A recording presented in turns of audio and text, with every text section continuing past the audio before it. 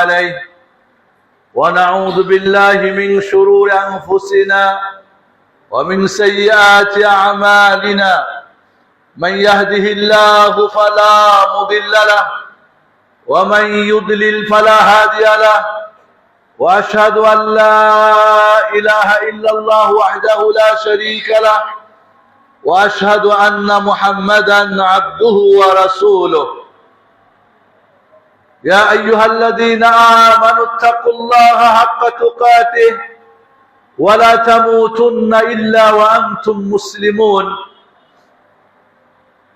يا أيها الناس اتقوا ربكم الذي خلقكم من نفس واحدة وخلق منها زوجها وبث منهما رجالا كثيرا ونساء واتقوا الله الذي تساءلون به والأرحام إن الله كان عليكم رقيبا يا أيها الذين آمنوا اتقوا الله وقولوا قولا سديدا يصلح لكم أعمالكم ويغفر لكم ذنوبكم ومن يطع الله ورسوله فقد فاز فوزا عظيما أما بعد فإن أصدق الكلام كلام الله وخير الهدي هدي محمد صلى الله عليه وسلم وشر الأمور محدثاتها وكل محدثة بدعة وكل بدعة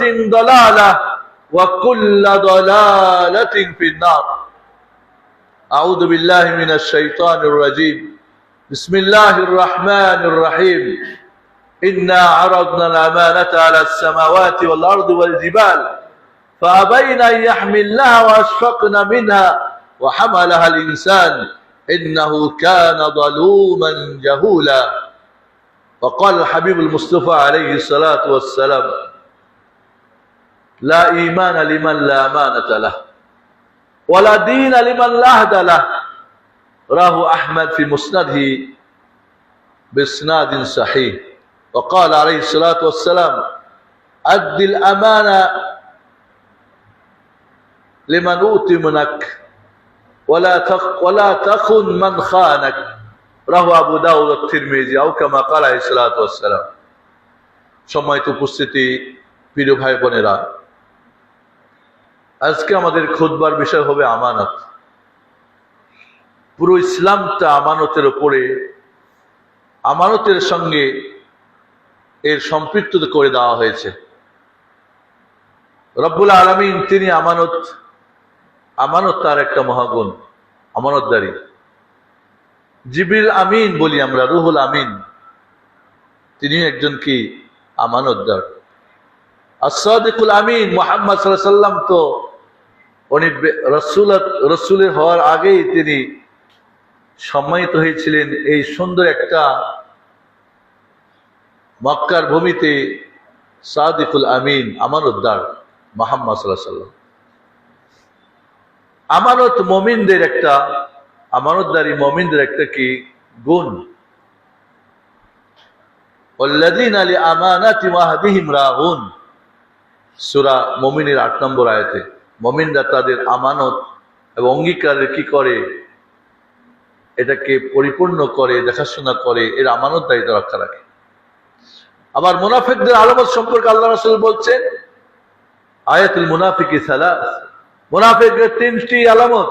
ইযা হাদাসা কাযাব, যখন সে কথা বলে মিথ্যা বলে।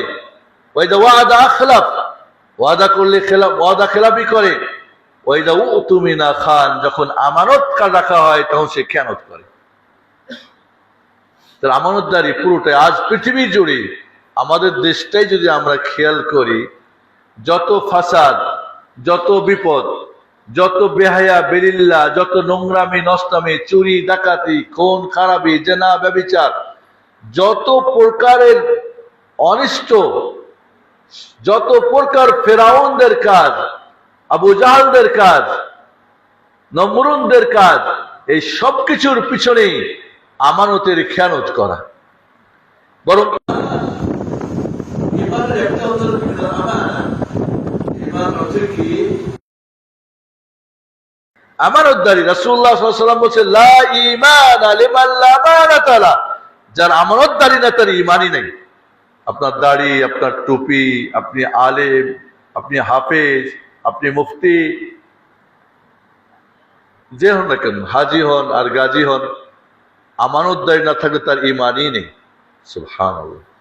ওয়ালা দীন লিমান লা আহদা লা, যে অঙ্গীকার পূর্ণ করে না, সে অঙ্গীকারটা আল্লাহর সাথে বান্দার, মানুষের সাথে মানুষ, হাজবেন্ড ওয়াইফ হতে পারে, ছেলে মেয়ে হতে পারে, আত্মীয় স্বজন, পূর্বপুরুষ, সবার সঙ্গে কি যে আমানতদারি। যদি কেউ অঙ্গীকার ভঙ্গ করে, অঙ্গীকার ভঙ্গকারী রাসূল বলছে তার দিনই নাই। মুসনাদ আহমদের সহিহ হাদিস, লা ঈমান লিমান লা আমানাতা লা ওয়ালা দীন লিমান লা আহদা লা। কি ভয়ঙ্কর হাদিস! মক্কার কাফের মুশরিকরাও আমানতদারি, আমানত মুহাম্মদুর রাসূলুল্লাহ সাল্লাল্লাহু আলাইহি ওয়াসাল্লামের কাছে, আপনারা জানেন যে মক্কার তখন তো ব্যাংক ছিল না, লকার ছিল না। মক্কার ব্যাংক বা লকার ছিলেন কে? মুহাম্মদুর রাসূলুল্লাহ সাল্লাল্লাহু আলাইহি ওয়াসাল্লাম। সবার যত মূল্যবান, তখন তো ঘর বাড়ি হয়তো পাকা সাকা ছিল না, চোর ডাকাত যে কোনো মুহূর্তে এটাকে নিতে পারত। এই জন্য আমানতের জন্য মুহাম্মদ সাল্লাল্লাহু আলাইহি ওয়াসাল্লামের কাছে তারা রাখতো। একদিক থেকে মুহাম্মদ আমানতদার, সাদিকুল আমিন, অন্যদিক থেকে মুহাম্মদের ঘর থেকে চুরি করবে সাহসও কারো হবে না, কারণ মুহাম্মদের সঙ্গে কেউ খেয়ানত করবে না। মুহাম্মদ সবার প্রিয় আলাইহিস সালাতু ওয়াস সালাম। ঠিক যখন তিনি হিজরত করছেন, দেখেন কি কঠিন মুহূর্তে আমানতদারি। হিজরতের সময় মক্কার মানুষের যত আমানত তার কাছে গচ্ছিত ছিল, এগুলি সব নাম লিখে লিখে রেখেছিলেন। এবং তার মোহরি ছিলেন কে জানেন তো? হুদায়বিয়ার সন্ধি লিখেছিলেন কে জানেন আপনারা? হুদায়বিয়ার সন্ধি যখন হয়েছিল মক্কাবাসীর সাথে মুহাম্মদ সাল্লাল্লাহু আলাইহি ওয়াসাল্লামের, এই সন্ধি লিখেছিলেন কে? আলী রাদিয়াল্লাহু তাআলা আনহু। ওরা যখন বলল, লেখা হলো যে মুহাম্মদ রাসূলুল্লাহ এবং কুরাইশ, সাদাত কুরাইশ, কুরাইশদের যারা সম্ভ্রান্ত, তাদের মধ্যে চুক্তি হচ্ছে। ওরা বললো, আমরা তো রাসূলুল্লাহ তোমাকে মানি না বা আপনাকে মানি না, মানলে তো ঝামেলাই নাই, রাসূলুল্লাহ কাটতে হবে, না হলে আমরা এই অঙ্গীকারে সিগনেচার করব না। রাসূল তো ছিলেন উম্মি, লেখাপড়া জানতেন না। আলীকে বললেন, রাসূলুল্লাহটা কেটে দাও তুমি। বলে, ইয়া রাসূলুল্লাহ, যে হাত দিয়ে রাসূলুল্লাহ লিখেছি সেই হাত দিয়ে আমি রাসূলুল্লাহ কাটতে পারি না, অসম্ভব, হবে না আমার দ্বারা সম্ভব। বলতে আমাকে দেখাই দাও। বলে, এই যে তুই রাসূলুল্লাহ। বলে, আমি কেটে, নিজে কেটে দিলেন। সেই মুহাম্মদ সাল্লাল্লাহু আলাইহি ওয়াসাল্লামের প্রতি তারা জুলুম, অত্যাচার, শারীরিক, মানসিক, অর্থনৈতিক, পারিবারিক, সামাজিক, ধর্মীয় সব ধরনের জুলুম করার পরেও ঠিক হিজরতের রাত্রিতে এই আমানত মানুষের কাছে পৌঁছে দেওয়ার জন্য তার ঘরে আলী রাদিয়াল্লাহু আনহুকে রেখে দিলেন। আপাদ মস্তক থেকে বলে, শুয়ে থাকো, সকালে সবার আমানত দিবা, 3 দিন পরে মদিনায় গিয়ে আমার সঙ্গে তুমি মিলবে, এর আগে সবার আমানত ঘরে ঘরে পৌঁছাবে। কল্পনা করতে পারেন, একটু কম বেশ হলে বেটা তো আমার জন্য হালাল করিনি, আমরা হালাল করিনি। গত সপ্তাহে এক ডাক্তার আমাকে জিজ্ঞেস করছেন যে আমি একটা ফ্ল্যাট ভাড়া নিব, এর বিনিময়ে আমি 10 লাখ টাকা দিব জামানত, এরপরে 2,500 টাকা করে আমি, 15,000 টাকা আমি এটা ভাড়া দিব, 2,500 টাকা করে আমি কি করব? মালিককে দিব। 2.5 দিলে কত থাকে? 12,500 টাকা আমার পকেটে আসবে। এটা কি হালাল? না, এটা সম্পূর্ণ হারাম। কারণ এটা কর্জের বিনিময়ে সুদ খাওয়া হয়। সুদটা 3 ভাবে হয়, নগদে, বাকিতে আর কর্জের বিনিময়ে। কুল্লু কারদিন জাররা নাফআন ফাহুয়া রিবা, যে ঋণের বিনিময়ে কোনো ফায়দা আসে সেটাই কি? সুদ। বললেন, এক হুজুরে তো আমাকে ফতোয়া দিয়েছে মুফতি, যে 2,500 টাকা দিলে হালাল হয়ে যাবে। কত বড় খেয়ানতকারী এই মুফতি! আবার এটাতে ডবল পাপ হবে, একটা তো সুদ খাচ্ছ পাপ, আর একটা এই যে হিল্লা করছো, কৌশল করছো হালাল করার, ডবল পাপ। কৌশল মনে করলে ডবল পাপ, আর এটা হালাল মনে করলে কুফরি পাপ। আজ ফতোয়াবাজের মধ্যে আমানতের খেয়ানত চরম আকাশ পর্যন্ত পৌঁছে গেছে। মুহাম্মদ সাল্লাল্লাহু আলাইহি ওয়াসাল্লাম সেই কঠিন মুহূর্তে সবার আমানত দেওয়ার পরে নিজের কলিজার টুকরা আলী, ছোট মেয়ের জামাই, তার নিজের জায়গায় 100 জন তরবারি নিয়ে দাঁড়ায় আছে, মুহাম্মদকে না পাইলে ওরেই হয়তো কুচুকাটা করবে, এমন একটা মুহূর্তে তিনি জানতেন যে আল্লাহর কাছে ফয়সালা হয়, দুনিয়ার কেউ ফয়সালা করতে পারে না, জানতার মালিক কে? আল্লাহ সুবহানাহু ওয়া তাআলা। ওই মুহূর্তেও তিনি আমানতদারি রক্ষা রেখেছেন। সুবহানাল্লাহ। আমরা একটু কম বেশ হলে আমানতের ঠিক নেই। এই জন্য বন্ধুরা, আমানত এমন একটা বিষয়, আমানত কি? ওয়াদু কুল্লি শাইইন ফি মাওদিহি, প্রত্যেকটি জিনিসকে জায়গা মতো রাখা। মিথ্যাকে মিথ্যা বলাই হলো কি আমানতদারি, সত্যকে সত্য বলা আমানতদারি, হককে হক বলাই হলো আমানতদারি, বাতিলকে বাতিল সাব্যস্ত করা আমানতদারি।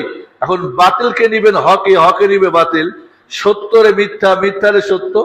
কিয়ামতের একটি আলামত হবে, কিয়ামতের আগে সবচেয়ে বড় যে বাটপার খেয়ানতকারী তাকে আমানতদার মনে করা হবে, আর যারা আমানতদার তাদেরকে মনে করবে সবচেয়ে গাদ্দার, সবচেয়ে বড় কি?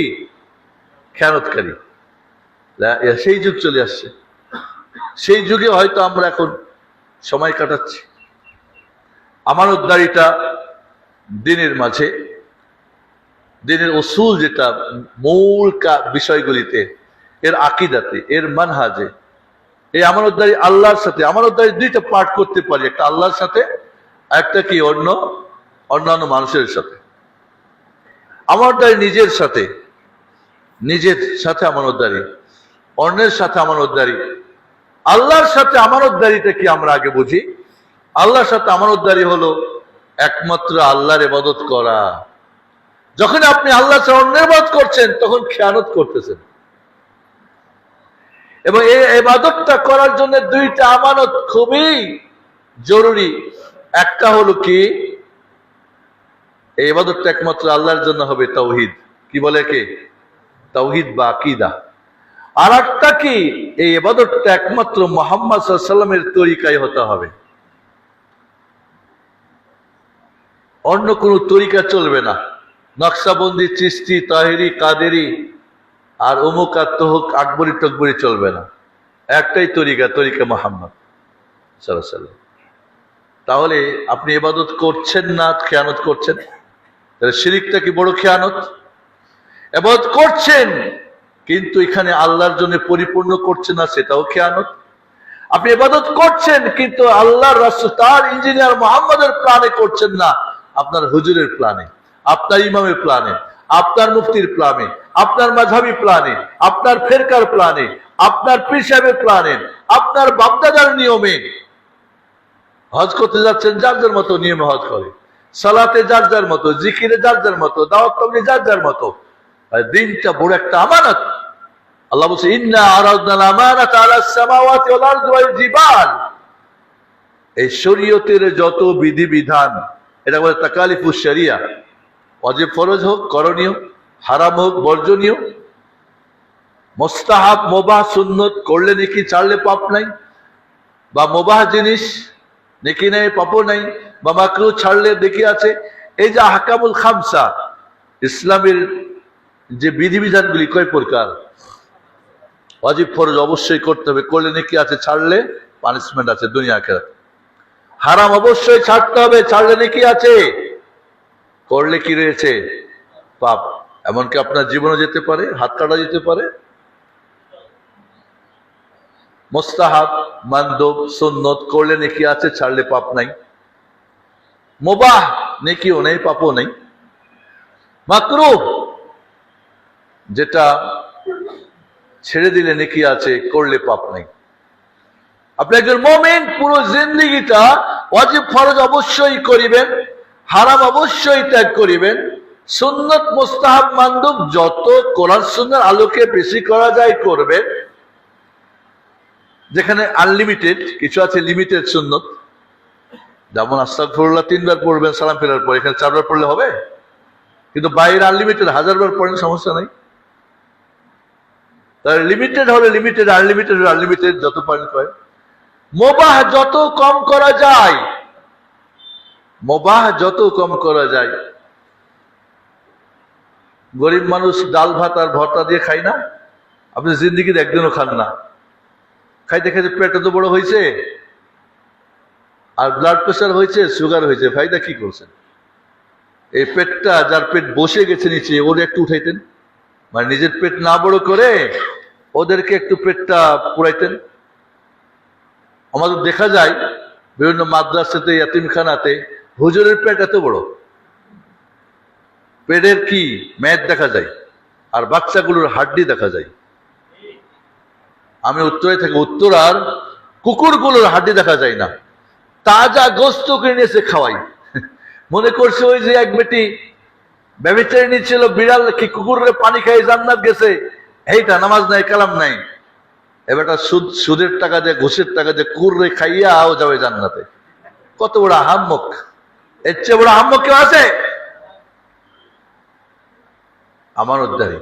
তো আল্লাহ সুবহানাহু ওয়া তাআলার সাথে যে আমানতদারিটা, তার যে দিন, আল-ইয়াওমা আকমালতু লাকুম দীনাকুম ওয়া আতমামতু আলাইকুম নি'মাতি ওয়া রাদিতু লাকুম ইসলামা দীনা, এই পরিপূর্ণ দিন পর পর আপনি ডানে বামে খোঁজ করেন।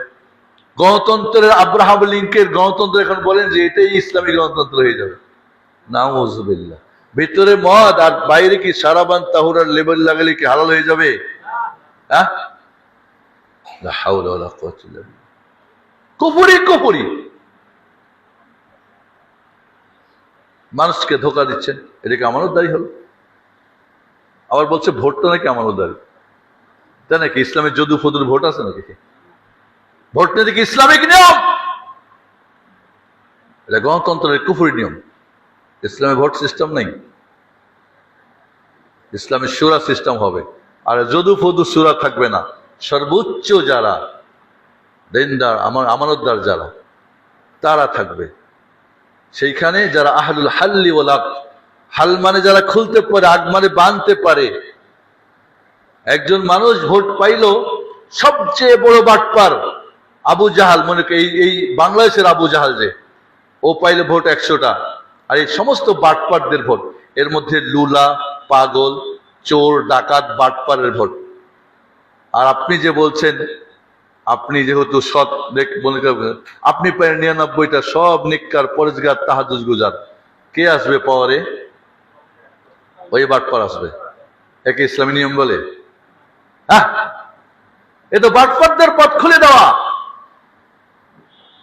তাহলে আপনি আমানত কোথায় বলছেন? কারে আমানত কি বলেন আপনি? আপনি কি আমানত বুঝেন আসলে? এই জন্য বন্ধুরা বলছিলাম প্রথমে যে আল্লাহর সাথে আমানতদারি, আল্লাহর দ্বীনের সাথে আমানতদারি, এই কোরআন সুন্নাহর সাথে সবচেয়ে বড় খেয়ানত হচ্ছে। সত্যের মিথ্যা, মিথ্যারে সত্য বলা হচ্ছে, হকের বাতিল, বাতিলের হক। আহলুল হাদিস নাকি আহলুল খাবিস? নাউযুবিল্লাহ। আহলুল হাদাস, হাদাস মানে বুঝেন? নাপাক। এই শব্দগুলি কি কারা আবার শিখাইছে? হুজুররাই শিখাই দিয়েছে ওদের পাবলিককে। কত বড় খেয়ানতকারী! কাজে আল্লাহর সাথে সবচেয়ে বড় খেয়ানত চলছে, আল্লাহর ব্যাপারে সবচেয়ে বড় মিথ্যা বলছে। ওমান আল্লাহু মিম্মান ইফতারা আলাইহিল কাযিব, সবচেয়ে বড় জালেম কে হতে পারে যে আল্লাহর ব্যাপারে মিথ্যা আরোপ করে? আত্মা বলছে আমার আল্লাহ কয়, কোথায় কইছে? মেয়া আল্লাহ কইলে তো কোরআনে থাকতে হবে, ঠিক না? কোথায় আল্লাহ কইছে? মানুষ তো সুর শুনে পাগল হয়ে গেল। আপনার গলার সুর দিয়ে আপনি মানুষকে ধোকা দিচ্ছেন, খেয়ানত করছেন। আজ আল্লাহর সাথে আমানতদারিটা সবচেয়ে বড় আমানতদার। কোরআন সুন্নাহর যে আমানত, তারাকতু ফীকুম আমরাইন লান তাদিল্লু মা ইন তামাসসাকতুম বিহিমা কিতাবুল্লাহ ওয়া সুন্নতি। দুইটি আমানত তো রাসূল লিখে গেছেন। কয়টি? কোরআন এবং সুন্নাহর আমানত। এই দুইটাকে মজবুত করে দিলে পথ ভ্রষ্ট। এই দুইটা থেকে কিভাবে মানুষকে সরানো যায় সেই ধান্দা করেন সবচেয়ে বড় খেয়ানতকারী বেয়াদব মোল্লা, মুফতি। সবচেয়ে বড় খেয়ানত কোথায় হয় জানেন? চারময়, মসজিদ, মাদ্রাসা, মাজার, মাহফিল। চারটা শুরু মহা দিয়ে না? মাহফিলের টাকা পয়সার হিসাব নিকাশ ঠিক থাকে না, বেশিরভাগ মসজিদের থাকে না, বেশিরভাগ মাজারের তো মাজার মানে মজার। আর মাদ্রাসাও সরকারি যত বেসরকারি সব অডিট হয়। এগুলো অডিট হয় নাকি? অডিট করে এখানে দুদক যায়, দুদক কেউ তো মনে করে আমাদের জাহান্নাম সার্টিফিকেট দিবে। যাক, হুজুরের দোয়া নিয়ে তো বেঁচে আছি আমরা। আবার হুজুরে যদি আমাদের বিপক্ষে যায় তো হইবটা কি তাহলে? পীর সাহেবদের খানকার কোনো হিসাব হয়? কত আয়, কত ব্যয়, কিভাবে আসে, কিভাবে যায়? এই জন্য বন্ধুরা, আজকে ধর্মীয় লোপাস পোশাকে, ধর্মীয় ময়দানে এবং আল্লাহর সাথে, রাসূলের সাথে, তাহলে তাওহীদের জায়গায় শিরক করা সবচেয়ে বড় খেয়ানত, সুন্নতের জায়গায় বিদআত করা সবচেয়ে বড় খেয়ানত, এবং এই দুইটি খেয়ানত চরম পর্যায়ে পৌঁছছে। কাজে আমি দুনিয়াদারদেরকে কি বলবো? আমার ঘরেরই তো অবস্থা খারাপ, আমার দাড়ি টুপিওয়ালাদেরই তো অবস্থা খারাপ, তো নিজের ঘরটাকে সামলাইতে হবে। কাজে নিজের ঘরে যখন আমরা কথা বলি, কলে এই খালি হুজুর দিয়ে খালি কথা বলে। আরে বাবা, আমার ঘরেই তো ঠিক নাই, তো আমি বাইরে কি বলবো? এবং আমাদের কারণেই তো ওরা ওই সমস্ত খেয়ানতদাররা তৈরি হয়েছে পৃথিবী জুড়ে। তারা স্থান পাইছে কেন? তাদেরকে আমরাই সুযোগ করে দিয়েছি এবং আল্লাহর পক্ষ থেকে আযাব আসছে। এই জন্য আল্লাহর সাথে যেমন আমানতদারিতা বিষয়টা খুবই গুরুত্বপূর্ণ। যে সমস্ত দ্বীনী প্রতিষ্ঠান, সেগুলির সাথে আমানতদারি খুবই গুরুত্বপূর্ণ। হিসাব নিকাশে, এটার খরচে। এখন একটা মিটিংয়ে বসলেন, চা নাস্তা খাইলেও হয়, এখন কাচ্চি বিরিয়ানি খাইলেন। নিজের টাকা দিয়ে কাচ্চি বিরিয়ানি কোনোদিন খান না, কিন্তু আপনি মাদ্রাসার টাকায়, মসজিদের টাকায়, মাহফিলের টাকায় বা মুখ টাকা দিয়ে খাই, এটা কি আমানতদারি হলো? এটা তো হলো না, এটা তো হলো না। এটা আপনি খেয়াল করতে হবে। আমানতদারিটা বিশাল ব্যাপার। আমানতদারির ব্যাপারটা আপনি নিজের বডিরটাকে দেখি আমরা, তারপর একটু বাইরে বলি। আপনার চোখ, কান, বিবেক, বুদ্ধি, আপনার জ্ঞান, গরিমা, যা কিছু এই বডির মধ্যে অনেক আমানত। আপনার চোখ, কান, বিবেক সব জিজ্ঞেস করা হবে। আপনার চোখের ব্যবহার কি ঠিক মতো করেন? এই যে এখনকার যে ফেসবুক, সোশ্যাল মিডিয়া, টুইটার, এই যে আপনার অমুক তুমুক, এই সেই স্যাটেলাইট, পুরাটাই তো খেয়ানতের মধ্যে চলতেছে। চোখের জেনা আজ শতকরা 95 জন হয়তো করছে, নাউজুবিল্লাহ। কি অবস্থা! আপনার চোখের আমানতদারি কোথায়? কান দিয়ে কি শোনেন? বিবেক দিয়ে কি ভাবেন? পেটে খান কি? হাত দিয়ে করেন কি? আল মুমিনু মান আমিনাহু নাস আলা আমওয়ালিহিম ওয়া দিমাইহিম ওয়া ইরদিহিম। মুমিন তো ওই, যে মুমিন এর হাত, তার মুখ, তার কিছু দিয়ে অন্য মুমিনের রক্ত, সম্পদ, ইজ্জত, সম্ভ্রম কি আমানতে থাকে, সে হলো মুমিন। সে হলো মুমিন। সেই মুমিন কোথায় আজকে আমাদের? আমার হাত দিয়ে, আমার চোখ দিয়ে, আমার কান দিয়ে, আমার মুখ দিয়ে, আমার চিন্তা চেতনায় অন্যের সাথে আমি খেয়ানত করছি। আমার এটাকে আমি ফাঁকি দিচ্ছি, আমি জাহান্নামের দিকে নিচ্ছি। এই বডিটার জায়গা কোথায়? জান্নাত থেকে আসছে না বাবা আদম? আবার জান্নাত ফিরে যাবে না? যাবে না। বাবা আদম ভুল করেছিলেন, তওবা করেছেন, জান্নাতে গিয়েছে না? যান না? একই গেছে না? আর আপনি যদি জান্নাতের পথ ছেড়ে ডানে বামের পথে হাঁটেন, তাহলে খেয়ানত করছেন নিজের সাথে, নিজের উপরে জুলুম করছেন। আল্লাহ জুলুম করে না, আমরা নিজেরাই নিজের উপর জুলুম করছি। আল্লাহ তো রাস্তা দিয়েছেন, নবী রাসূল দিয়েছেন, কিতাব দিয়েছেন, সুন্নাহ দিয়েছেন, আপনি এখন মিসগাইড হচ্ছেন। তাহলে আপনি কি এই জায়গা ছিল জান্নাতে, যে জায়গাটা, ওরে গিয়ে আপনি কোথায় জাহান্নামের পথে হাঁটাচ্ছেন? এটা কি খেয়ানত না? আপনার যে জ্ঞান, গরিমা, বিবেক, বুদ্ধি, যে বিবেক বুদ্ধি দিয়ে আপনি দুনিয়া ঠিকই বুঝছেন, বেগুন কিনতে গেলেও যাচাই বাছাই করছেন, লাউ কিনতে গেলে ফুটুসটা টুটুস দেখতেছেন, মাছ কিনতে গেলে দেখেন লাল না সাদা হয়ে গেছে। এক দোকান ছেড়ে 5 দোকান যায়, আর দিনের ব্যাপারে হুজুর যা কয় তাই হুজুরে তো কইছে। আহাম্মক! এটা খেয়ানত না? এটা খেয়াল। আপনার বিবেক কোথায় কাজে লাগালেন? আজকে আমরা নিজের এই বডির সাথে আমরা খেয়াল। আপনার হাত দিয়ে কি করেন? পা দিয়ে কোথায় যান? মসজিদের দিকে 5 বার আসে, বাজারে কতবার যাই? এই মুখ দিয়ে ভালো কিছু বলেন নাকি মন্দ কিছু বলেন? আল-ইয়াওমা নাখতিমু আলা আফওয়াহিহিম ওয়া তুকাল্লিমুনা আইদিহিম ওয়া তাশহাদু আরজুলুহুম বিমা কানু ইয়াকসিবুন বিমা কানু ইয়ামালুন। লাগাম পরায় দেওয়া হবে কিয়ামতের ময়দানে। আপনার হাত, পা, আপনার চামড়া আপনার বিরুদ্ধে নালিশ দিবে। রব্বুল আলামিন আপনার সাথে কি রেখেছেন? তার সাক্ষী রেখে দিয়েছেন। এবং তার সিসি ক্যামেরা লাগিয়ে রেখে দিয়েছেন। কিয়ামতে আপনাকে আপনার আমলনামা দেওয়া হবে, সাক্ষী আপনার সাথে। আজ আমাদের এই বডির সাথে আমরা কি খেয়ানত করছি, খেয়াল করছেন? ফজরের সময় আপনি আজান হয়েছে, আপনার কান আজানে ঢুকে না, কারণ কান শুনতে শুনতে, বাজে গীবত শুনতে শুনতে কান তো ভালো কিছু শুনে না, আজান ঢুকে না, বাকি সব ঢুকে। রিংটোন বাজলে ঠিকই শোনেন, ঘুমানোর সময় আপনি ঠিকই সাইলেন্ট করে ঘুমান, আর মসজিদে আসলে আপনি ওপেন রাখেন, টুনটুন বাজে, গান বাজে, মিউজিক বাজে, সবার নামাজ নষ্ট করেন। এটাকে আমানতদারি। এই যে মোবাইলটা, এটা একটা আমানত। এই আমানতকে আপনি খেয়ানত করতেছেন, সর্বক্ষণ তাকে এর হারাম কাজে ব্যবহার করছেন, ভালো কাজে না করে, তাহলে আপনি এর খেয়ানত করতেছেন। আজকে তাহলে আমরা এই বডিটার সাথে খেয়ানত করে যাচ্ছি। আজ বাবা মা সন্তান প্রতিপালনে খেয়ানত, তার দায়িত্ব পালন করছে না। সন্তানের 4টি অধিকার। 1 নম্বর অধিকার ফরজ, বাবা মা সৎ হয়ে যাওয়া। কয়জন বাবা মা সৎ হয়েছি আমরা? যদি বাবা মা সৎ না হন, যেই সন্তান দুনিয়া আসে সৎ হয়ে আসে না চোর হয়ে আসে? চোর হয়ে কেউ আসে? কুল্লু মাউলুদুন ইউলাদু আলাল ফিতরা। এরা তো ফিতরতের উপরে, তাওহীদের উপরে, সুন্নাহর উপরে আল্লাহর বান্দা হয়ে আসে।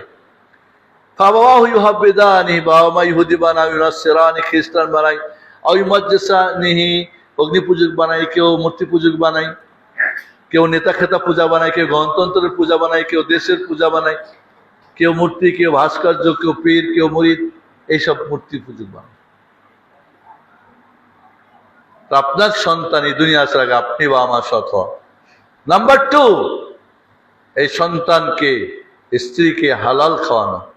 যখন সন্তান মায়ের পেটে নার্ভ দিয়ে যখন তার ভিতরে রক্ত চলতেছে, তখন যদি মা হারাম খায়, তাহলে কি হবে? বাচ্চা কি ভালো হবে? হবে না। এমনকি হাজবেন্ড ওয়াইফ যদি হারাম খেয়ে, এই হারামের মধ্যে তাদের ডিম্ব, আপনারা জানেন ডিম্ব এবং শুক্রকীট এই রক্তের সঙ্গে সম্পর্ক, আর রক্তের সম্পর্ক খাদ্যের সাথে। খাদ্য যদি হারাম হয়, শুক্রকীট ডিম্ব কি ভালো হবে? হবে না। জমিনটাও খারাপ, বীজটাও খারাপ, ফসলটা কি ভালো হবে? এই জন্য হালাল খেতে হবে, খাওয়াতে হবে। তাহলে জন্মের আগে থেকে হালাল হারাম, এরপরে মার পেটে মা হালাল খাবে, বাচ্চা ওই হালাল যাবে। রাসূল বলছেন আল্লাহমুল্লাযী নাবাতা বিল হারাম ফাআউলা বিন নার। যেই গোশতটা হারাম দিয়ে বড় হয়, লালিত পালিত হয়, তার উত্তম জায়গা কোথায়? জাহান্নাম। তো ওই বাচ্চা বৃদ্ধাশ্রমে পাঠাবে না, বাড়ি থেকে ভাগাবে না, তো করবে কি? আপনাকে আদর যত্ন করবে? আপনি তো ওরে ধ্বংস করছেন, ওর তো শুরুটাই আপনি খেয়ানত করছেন ওর সাথে। বাবা মা সৎ হন নাই, হালাল খাওয়ান নাই, হারাম খেয়ে তো হারাম চিন্তা করবে, ও তো শয়তানি চিন্তা করবে, ও তো ভালো চিন্তা করবে না। 3 নাম্বার, যেই পরিবেশে সন্তান লালিত পালিত হবে, বড় হবে, বাড়িতে, প্রতিষ্ঠানে এবং সমাজ ব্যবস্থা সুন্দর হতে হবে। সব লালিলাপ্পা, বেহায়া, বেলিল্লা, যত নোংরামি, নষ্টামি, যত জুয়াবাজি, যত ত্রাস, যত শয়তানি পোলাপনা, যেগুলি ভাবে, ওদের সাথে আপনার সন্তান ভালো থাকবে। আর নিজের পরিবেশটা যেমন ভালো রাখতে হবে, সমাজের পরিবেশ ভালো রাখতে হবে, আপনার প্রতিষ্ঠানের পরিবেশ ভালো রাখতে হবে, তাহলে এই সুন্দর গোলাপটা বড় হবে তার সুন্দর পরিবেশে। 4 নাম্বার কি? তাকে সুশিক্ষায় শিক্ষিত করা। কুশিক্ষায় জানোয়ার, সুশিক্ষায় আনোয়ার। সুশিক্ষায় আনোয়ার, আলোকিত মানুষ। আর কুশিক্ষায় কিভাবে জানোয়ার? পেপার, পত্রিকা, স্যাটেলাইট, ফেসবুক দেখলে দেখেন না জানোয়ারদের কি কারবার? কিভাবে জেনা, ব্যভিচার, চুরি, ডাকাতি, খুন, খারাপি, এই পুরো দেশটাকে একটা একেবারে জাহান্নামের পরিবেশ বানায় দেওয়া হয়েছে। শিক্ষা সিলেবাসে দিন বলে কোনো কিছু নেই। যত নাস্তিকতা, যত বেহায়া, বেলিল্লা, মূর্তি পূজা, ভাস্কর্য পূজা আর নেতা খেজা পূজা, এই সব দিয়ে ভরে দেওয়া হয়েছে পুরো জাতিটাকে। শিক্ষা হলো জাতির মেরুদণ্ড, ঠিক না? যুবকরা ভবিষ্যৎ মেরুদণ্ড জাতির। এই যুবকদেরকে, যুবতীদেরকে ধ্বংস করে দেওয়া হয়েছে। তাহলে আপনি খেয়ানত করছেন না করেন? কয়জন বাবা মা তার সন্তানের সাথে আমত রক্ষা করেছেন যে দুনিয়া ভালো থাকবে? হাজবেন্ড ওয়াইফের আজ সম্পর্ক ভালো না, হাজবেন্ড পরকিয়া করে, ওয়াইফ পরকিয়া করে, প্রবাসী যারা থাকে এদের বউ তো বাইরের টাকা পায় আর একটা করে। একটা আমি ঘটনা খুব কাছে থেকে জানি, 10 তলা বাড়ি করছে, ব্যাংকে আরো টাকা আছে, বউ হাজবেন্ড আসে নাই অনেকদিন, টাকা টুকি দিয়ে বাড়ি করতে হবে, গাড়ি করতে হবে, তমুক গাড়ি কিনে দিয়েছে। এখন এই বউ ওরে তালাক দিয়া, ডিভোর্স দিয়া আর একটা বিয়া কইরা ধমকি দিয়েছে, দেশে আসবা তো লাশ ফেলাই দেবো। এখন ওইখানে এই শুই না হার্ট অ্যাটাক করে মারা গেছে, কারণ ওই বেটা আগে খেয়ানত করছে তার স্ত্রীর সাথে। কে বলছে তোমাকে 4 মাস 6 মাসের ঊর্ধ্বে তো হাজবেন্ড ওয়াইফকে ছেড়ে রাখা যাবে না? তার তো শারীরিক চাহিদা আছে, মানসিক চাহিদা আছে, ভালোবাসা আছে, দিবে না তারা।